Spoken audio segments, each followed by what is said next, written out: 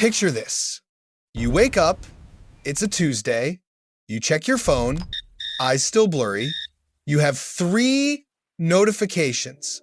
One from your bank, one from a new app you don't remember downloading, a simple white icon labeled Equilibra, and one from your group chat, which is exploding. You ignore the chat, you open your bank app, your heart stops. Your checking account, which yesterday held $417.50, now has a pending deposit. Amount $1 million. You laugh.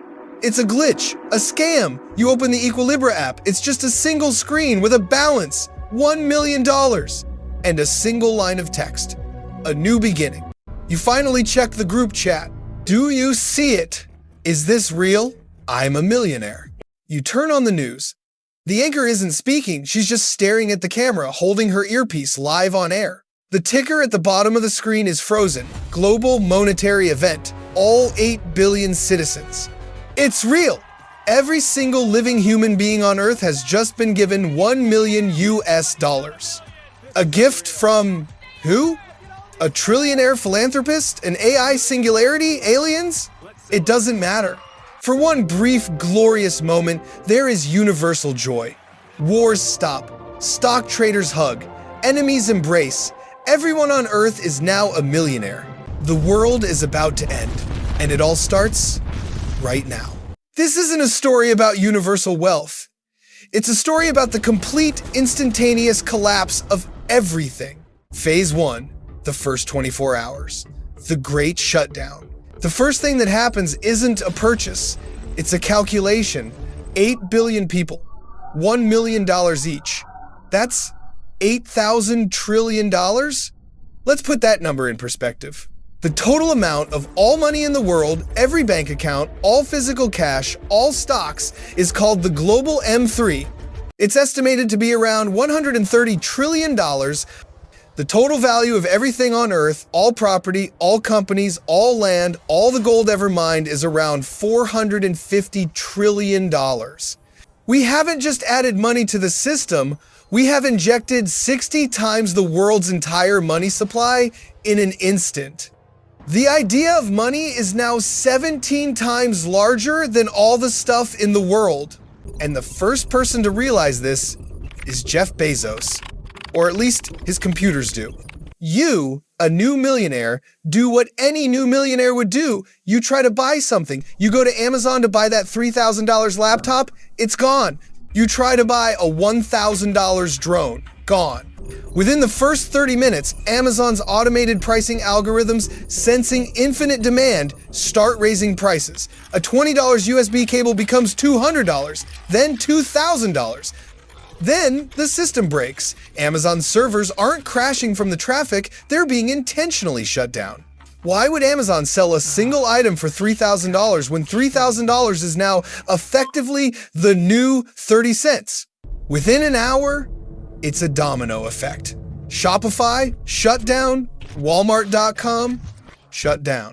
Airline websites, shut down. Car dealerships, locked. The entire digital marketplace of the world evaporates in less time than it takes to watch a sitcom. Why? Because no one knows what a dollar is worth anymore. While you're trying to buy a TV, the real money is trying to move. The New York Stock Exchange opens. It doesn't crash. It explodes. What is a share of Apple worth? $150? Or $150,000? Traders, bots, and newly minted millionaires all try to buy everything at once. The system triggers every circuit breaker ever designed and then freezes solid. The NASDAQ freezes. The London Stock Exchange freezes. The global financial system, the invisible engine of our world, dies at 9:31 a.m. Eastern Time. Your bank app? It's frozen too. You have $1 million, but it's just a number on a screen. You can't transfer it. You can't withdraw it. But the real collapse isn't digital, it's human. It's called the Great Resignation. By noon, roughly 40% of the global workforce has quit. Your boss doesn't call to see where you are. He's a millionaire. He quit too. The barista who makes your coffee, she's a millionaire. She's gone. The garbage collector, the bus driver, the guy who inspects the meat at the processing plant, millionaire, millionaire, millionaire. The first day ends with a strange, eerie silence. The highways are empty, the stores are dark, the factories are still, every single person on Earth is rich, and everyone is about to starve. Phase 2, the first week, the supply chain snap. You're a millionaire, but you're hungry. You walk to your local grocery store. The doors are locked. The glass is dark. The 7-year-old kid who stocks the shelves is at home playing video games. He's a millionaire. The store manager is a millionaire. She's at home. Even if they wanted to work, what would they sell? Let's follow a single loaf of bread. The farmer in Kansas who grows the wheat, he's a millionaire. He's not harvesting. The seasonal workers who help him, they're millionaires. They're gone. The truck driver who was supposed to pick up the grain, he's a millionaire. He abandoned his rig at a truck stop in Omaha. The technician at the grain silo, millionaire. The factory worker at the bakery, millionaire. The delivery driver, millionaire. The complex, invisible, and hyper-efficient supply chain that moves food from a field to your mouth is not a single chain. It's a million different chains all linked together. And on this day, every single link breaks. Panic sets in on day 3, you still have your digital million. But it's worthless. A man shows up outside the dark grocery store. He was a prepper. He has a pantry full of canned food. He holds up a can of beans. One can, he yells, $100,000. You're outraged, but you're hungry. You tap your phone to his. The transaction somehow goes through. You just spent 10% of your fortune on 400 calories. This isn't theory. This is hyperinflation. We've seen this before. In 1923 Germany, a loaf of bread cost 200 billion marks. People burned cash for heat because it was cheaper than firewood. In 2008 Zimbabwe, a $100 trillion bill couldn't buy you a bus ticket. We've just triggered this on a global, instantaneous scale. The US dollar, the euro, the yen, they are all now just paper. The only things that have value are the things you can touch.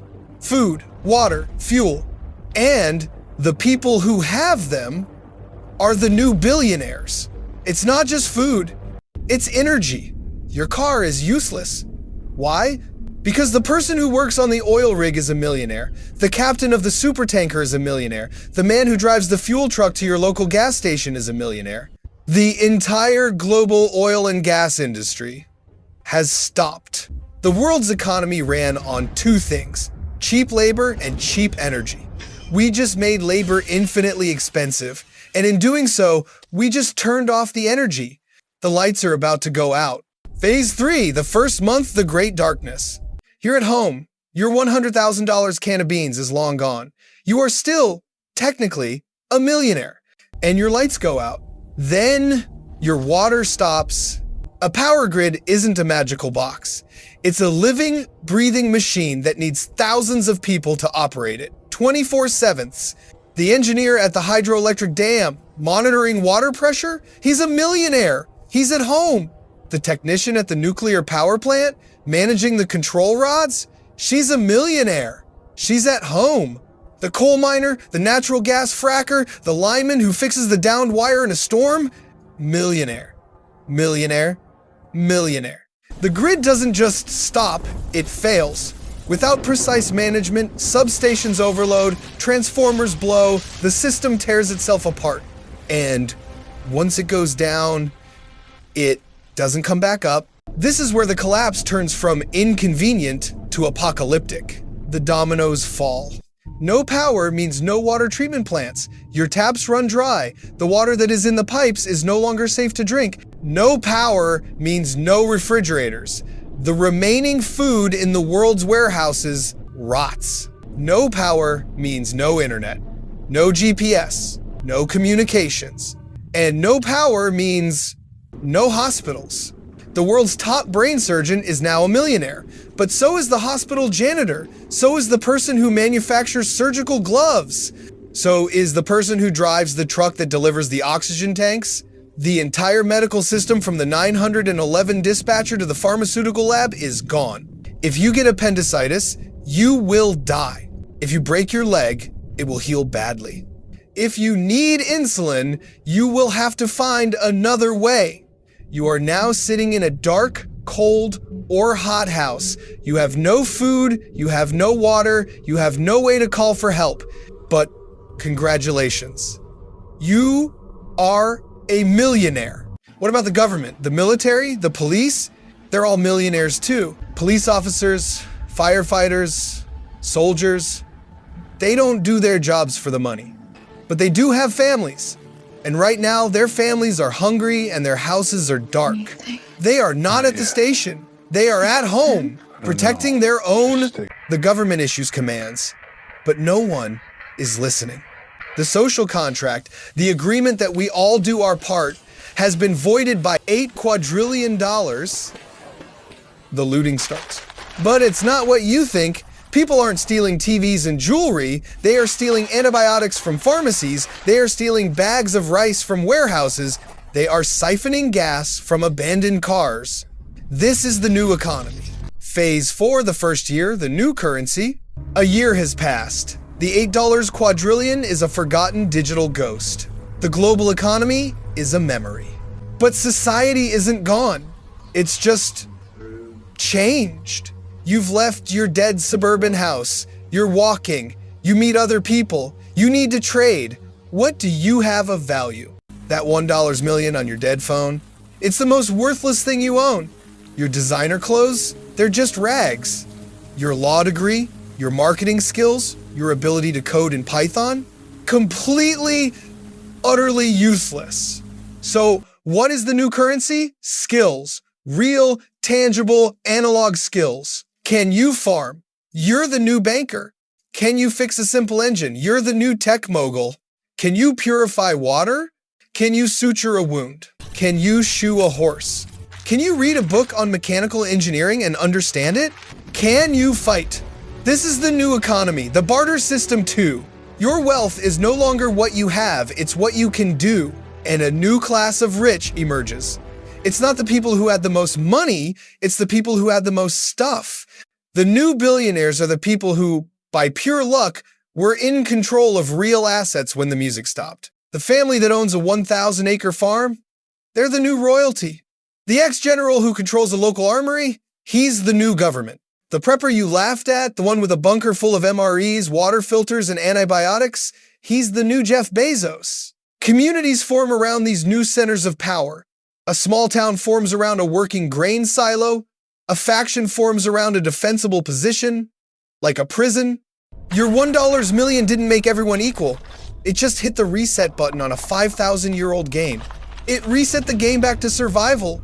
The conclusion, the myth of money. We have this fantasy that if everyone just had enough money, the world's problems would be solved. That poverty is just a lack of paper. That we could print our way to utopia. But we've just seen that's a lie. The curse of the $1 million isn't that people are greedy or lazy. It's that money isn't real. Money is a social agreement. It's a collective story we tell ourselves. It's a piece of paper or a digital number that we all agree to exchange for one thing and one thing only. Someone else's time and labor. The moment you give everyone $1 million, you don't make everyone rich. You simply destroy the agreement. You make labor worthless. And when labor is worthless, no one stocks the shelves. No one drives the truck.